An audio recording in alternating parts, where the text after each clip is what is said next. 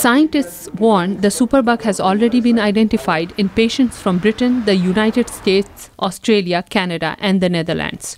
All of these patients had traveled to India for more affordable medical care. The discovery was made in a new gene called New Delhi Metallobeta-lactamase, or NDM1. NDM1 is carried in bacteria that are resistant to almost all existing antibiotics, including the most powerful group called carbapenems. British scientist David Livermore, who helped identify the gene, says the bacteria will be difficult to treat if they spread. What we're seeing here isn't the spread of a single superbug. Rather, it's the spread of resistance between bacteria. And this resistance includes the carbapenems, which have been the most powerful, most reliable antibiotics in many infections. With increasing international travel and medical tourism in search of cheaper medical procedures, this superbug has traveled with patients back to their home countries. Dr. Anthony Fauci is the director of the National Institute of Allergies and Infectious Diseases in the United States. The 3 cases that were reported in June in the United States all were traceable to people who had been in India.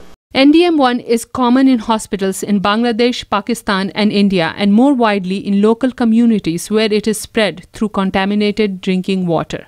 Professor Livermore and his team collected bacteria samples from many countries and found 44 NDM1 positive bacteria in the Indian city of Chennai, 26 in Haryana, a state in the north of India, 37 in Britain, and 73 in other cities in India, Pakistan, and Bangladesh. Livermore says that the spread of this gene should not be ignored. The big fear, if we ignore this, is that the resistance starts to spread among lots of different bacteria, and the resistant bacteria spread among lots of patients. And then we would be in real trouble.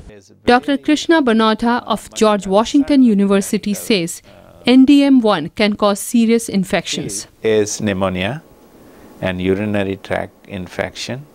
It can cause the blood infection too, and the kidney infections. Global health experts say the pace of manufacturing of antibiotic drugs has not matched the speed and spread of these new bacterial diseases. Carbapenems, the most powerful group of antibiotics known to work on NDM1, have been used only when other drugs are ineffective. Scientists say it will take years of research before a new antibiotic comes out. Vidushi Sinha, VOA News, Washington.